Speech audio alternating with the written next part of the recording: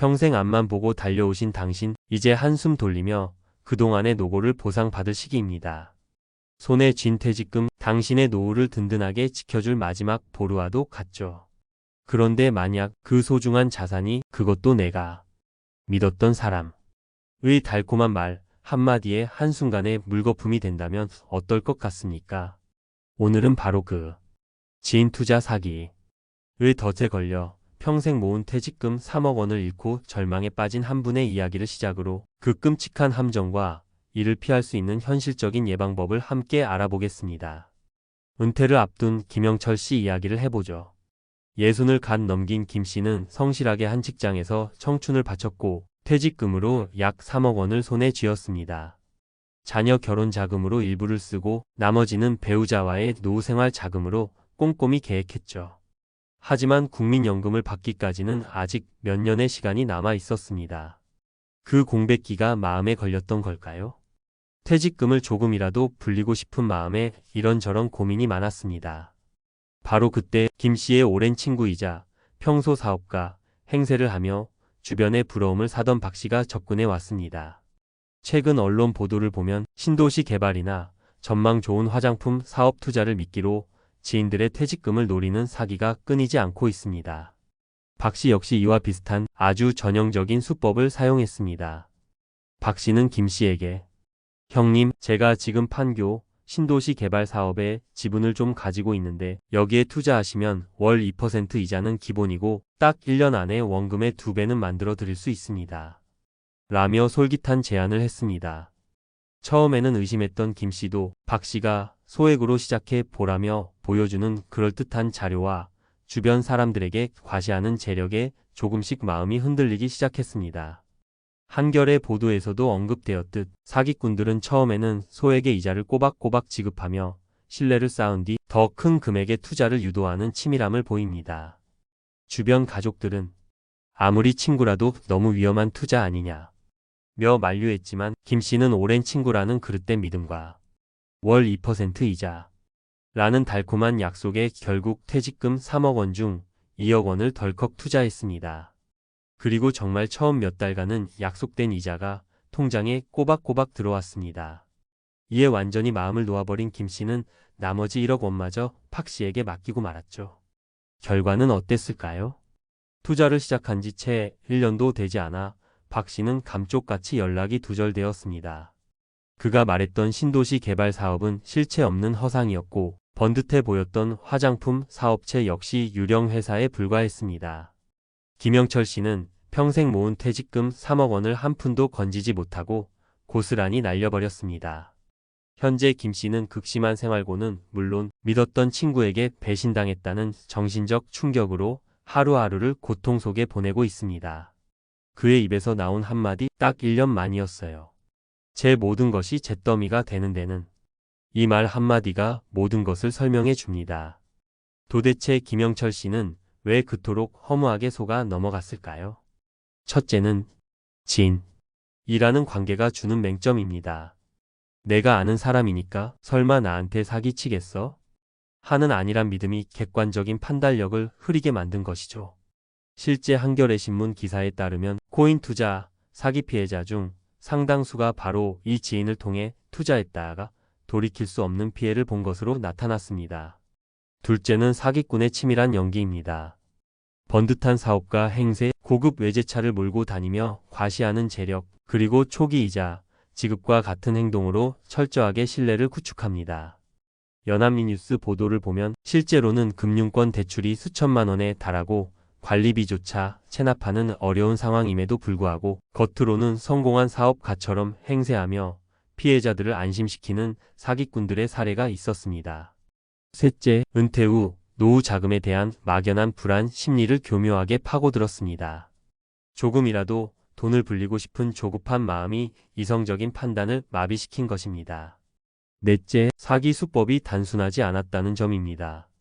신도시 개발이라는 허황된 미끼 외에도 아들 병원비가 급하다는 식으로 감정에 호소하며 추가 금액을 요구하는 등 복합적인 수법을 동원할 가능성도 배제할 수 없습니다. 이번에는 또 다른 사례를 살펴보겠습니다. 50대 후반의 이정희 씨는 퇴직 후 소일거리를 찾던 중 스마트폰으로 우연히 접한 해외 유명 투자회사와 연계된 고수익 투자 광고에 마음이 끌렸습니다. MBN 뉴스에서 보도된 유사 사례를 보면 해외 유명 투자회사를 사칭하여 단 일주일 만에 최대 330%라는 믿기 어려운 수익을 낼 수 있다며 투자자를 유인하는 경우가 있었습니다. 이 씨 역시 처음에는 호기심에 소액으로 투자를 시작했습니다. 그러자 가짜 투자 사이트에서는 실시간으로 수익률이 쭉쭉 올라가는 모습이 연출되었죠. 보도에 따르면 이런 사기 조직들은 매우 정교하게 만들어진 가짜 투자 사이트와 앱을 통해 투자자들을 현혹하는 것으로 드러났습니다. 점점 더 큰 수익에 대한 욕심이 생긴 이 씨는 지인에게도 이 좋은 기회를 추천하면 추가 수당을 지급한다. 거나 더 큰 금액을 투자해야 훨씬 큰 수익을 올릴 수 있다. 는 리딩방 운영자의 꼬임에 넘어가 퇴직연금으로 받은 목돈의 상당 부분을 추가로 투자했습니다. 이는 최근 서울시가 경고한 회원 모집 시 고수익 보장을 내세우는 불법 다단계 방식과 결합된 형태의 사기 수법과도 유사합니다. 하지만 결국 목표 금액에 도달했다며 환전을 요청하자 해당 사이트는 갑자기 폐쇄되었고 리딩방 운영자와의 연락도 완전히 끊기고 말았습니다. 경찰에 신고하고 확인해 본 결과 이 씨가 투자했던 회사는 서류상으로만 존재하는 유령 법인이었고 투자금은 이미 여러 개의 대포 통장을 거쳐 흔적도 없이 사라진 뒤였습니다. 이 씨는 제가 정말 바보짓을 한 거죠. 평생 모은 전 재산을 노후 자금을 거기에 다 투자했는데 라며 망연자실할 수밖에 없었습니다. 온라인을 통한 투자 사기에 왜 우리 중장년층, 특히 노년층이 더 취약한 걸까요? 첫째는 가상자산이나 복잡한 온라인 투자 플랫폼과 같은 새로운 디지털 금융 환경에 대한 이해도가 상대적으로 부족하기 때문입니다. MBC 보도에서도 코인이나 가상자산에 대한 이해도가 낮은 60대 이상 노인들이 주요 범죄 대상이 되었다는 점을 지적한 바 있습니다. 둘째, 장기화된 저금리 시대에 단기간에 높은 수익을 얻고 싶어 하는 심리가 작용합니다. 셋째, 사기 수법이 갈수록 정교해지고 있다는 점입니다. 실제 금융기관의 앱이나 사이트와 거의 구분하기 어려울 정도로 정교하게 만들어진 가짜 플랫폼, 그리고 실시간으로 수익이 나는 것처럼 조작하는 행태는 누구라도 쉽게 속아 넘어가게 만듭니다. 이러한 사이버 사기의 심각성은 통계로도 확인됩니다. 경찰청 발표에 따르면 지난 5년간 60대 이상 사이버 사기 피해자 수는 약 4배나 증가했으며 특히 2023년 한 해에만 11,000명이 넘는 피해자가 발생했습니다. 이는 결코 가볍게 넘길 문제가 아니라는 것을 명확히 보여줍니다. 그렇다면 우리는 이처럼 교묘하고 악랄한 투자, 사기로부터 소중한 노후 자금을 지키기 위해 무엇을 준비하고 어떻게 행동해야 할까요? 첫 번째 원칙은 너무나 당연하지만 가장 중요한 것, 바로 세상에 공짜 점심은 없다. 는 격언을 항상 명심하는 것입니다. 현재 시중은행의 예금 금리보다 터무니없이 높은 비정상적인 고수익을 보장한다면 그것은 100% 사기일 가능성이 높다고 일단 의심부터 하셔야 합니다. 특히 원금 보장까지 약속한다면 더욱 그렇습니다. 투자의 세계에서 원금 보장과 고수익은 절대 함께 갈 수 없는 단어라는 것을 잊지 마십시오. 두 번째 원칙은 아무리 가까운 지인이라도 투자 권유는 냉정하고 객관적으로 검토해야 한다는 것입니다. 오랜 세월 알고 지낸 사이라고 해서 그 사람의 말을 무조건 믿어서는 안 됩니다. 그 사람을 믿는 것이지 투자 내용을 믿는 게 아니다. 라는 생각이야말로 가장 위험한 함정입니다. 앞서 연합뉴스 보도에서 언급된 사례처럼 평소에는 더없이 친절한 이웃이나 믿음직한 지인의 모습을 하고 있던 사람이 알고 보니 범죄 목록만 여러 페이지에 달하는 전문 사기꾼일 수도 있다는 사실을 기억해야 합니다. 세 번째 원칙은 투자를 권유하는 업체나 개인이 제도권 금융기관에 정식으로 등록된 곳인지 반드시 그리고 여러 번 확인하는 습관입니다.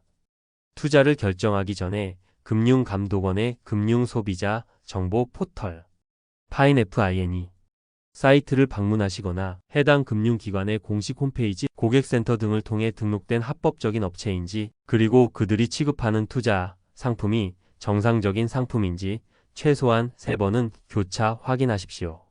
최근 MBN 뉴스에서 보도된 리딩 투자 사기 사건처럼 이름만 대면 알만한 유명 금융회사를 사칭하는 경우가 비일비재하므로 단순히 회사 이름만 믿고 안심해서는 절대 안 됩니다. 네 번째 원칙은 묻지마 투자. 몰빵 투자는 그 어떤 경우에도 절대 금물이라는 점입니다. 특히 내가 잘 알지 못하는 생소한 분야, 그리고 가상자산처럼 변동성이 극심한 상품에 대한 투자는 더욱 신중해야 합니다. 서울시나 MBC의 보도에서도 이러한 유형의 투자, 사기 피해가 급증하고 있음을 경고하고 있습니다. 소중한 퇴직금과 같은 노후 자금은 한 곳에 전부 쏟아붓기보다는 안정적인 은행 예금이나 적금, 그리고 정부가 보증하거나 관리하는 개인형 퇴직연금 IRP나 연금저축과 같은 제도권 내의 금융상품을 통해 장기적으로 안전하게 분산 투자하는 것이 현명한 방법입니다. 다섯 번째 원칙은 투자를 권유받거나 진행하는 과정에서 조금이라도 미심쩍은 부분이 느껴진다면 혼자서 끙끙 앓거나 고민하지 말고 즉시 외부의 도움을 요청해야 한다는 것입니다. 금융감독원의 불법 사금융 피해 신고센터 국번 없이 1330이나 경찰청 국번 없이 112에 신속하게 신고하고 상담을 받으십시오. 또는 주변에 신뢰할 수 있는 자녀나 금융 전문가와 반드시 상의하여 객관적인 조언을 구하는 것이 중요합니다. 비록 큰 돈을 사기당하는 끔찍한 경험은 상상조차 하기 싫은 일이지만 만약 그런 일이 생긴다 해도 또는 작은 규모의 사기 피해를 경험했다 하더라도 절망만이 답은 아닙니다. 실제로 어떤 분은 소액의 금융 사기를 경험한 것을 계기로 삼아 오히려 더 적극적으로 금융 지식을 쌓고 경제 공부를 시작하셨다고 합니다.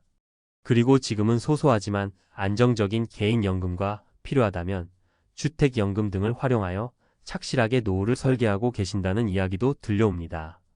중요한 것은 좌절감에 빠져 모든 것을 포기하는 것이 아니라 쓰라린 실패를 교훈 삼아 더욱 철저히 배우고 준비하는 자세입니다. 오늘 함께 나눈 이야기들 그리고 가슴 아픈 피해 사례들이 결코 남의 이야기라고만 생각해서는 안 됩니다. 딱 1년 만에 평생을 바쳐 이룬 모든 것이 한순간에 잿더미로 변할 수 있다는 냉정한 현실을 우리는 똑똑히 직시해야 합니다.